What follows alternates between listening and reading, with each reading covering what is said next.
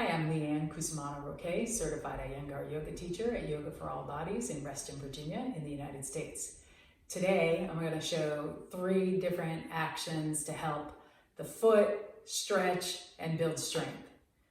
The first action, well, let me say first that it's helpful if you have sensitive knees at all to have a blanket and have a couple of bricks nearby just so that you can control the speed at which you put weight on your feet.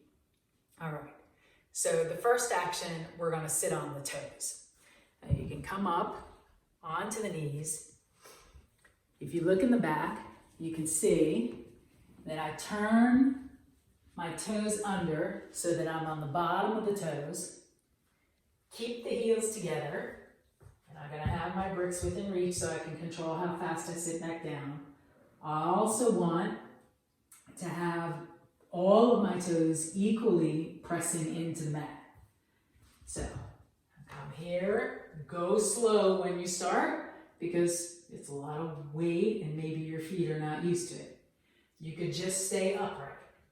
If that feels like, this is not very much to you, then you can lean back onto the toes and come upright. Lean back onto the toes, come upright.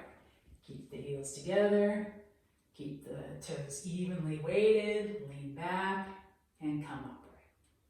So that's the first one. The second one, we're going to stretch the fronts of the ankles. So you can come onto all fours, bring the foot all the way onto the blanket this time, bring the heels together, and the inner edges of the feet together, and then keeping the heels together as much as possible, sit on the heels.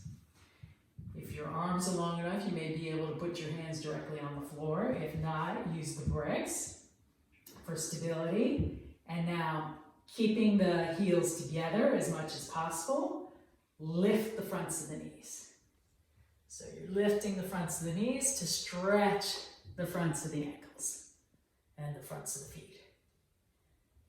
And you can do a set of 8, a set of 10, whatever works for you. Lift as high as possible. Okay. There's another variation on this that can be done with a bolster. Take the bolster back behind. Put as much of the top of the foot on the bolster as possible. The more that you put the foot on the bolster, the easier it is. Again, heels together. And you can sit back. You're getting this stretching across the front of the foot again. If it's not much of a challenge, keep moving towards your knees until you find that it is a challenge. Here, it gets more challenging. And then you can just have maybe the very fronts of the toes, or the toes themselves, heels together as much as possible. And sit back. Okay, so that's the second one. The third one, again, start on all fours. Have your feet all the way on or all the way off the blanket. Turn the big toes to touch each other and turn the heels all the way out. Then take one foot and put the web, that's this space here, between the big toe and the index toe, put the web itself right on top of the opposite ankle. Use your bricks or have your hands on the floor. Go back slowly, okay? Very slowly, because especially if there's tightness in the knees, you're going to feel it. So go slow, go slow, go slow, go slow, until you can sit down and maybe sit all the way upright. It'll depend on you.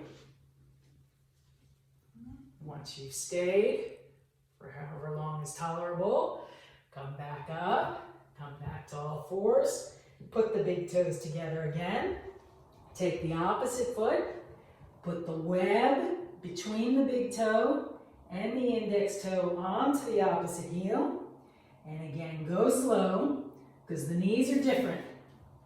So don't assume that they'll be the same on both sides. Instead, go slow, go slow, go slow, go slow, until you can sit down and maybe sit upright. And then once you stay for a little bit, come out, and you can do a second round. So start again, sitting on the toes, and then for however long, lifting the fronts of the knees, and then doing the second set. I'm just showing quickly, you would stay longer in each of the variations. But doing 2 rounds is good. Okay, and your feet and your ankles and your knees will thank you.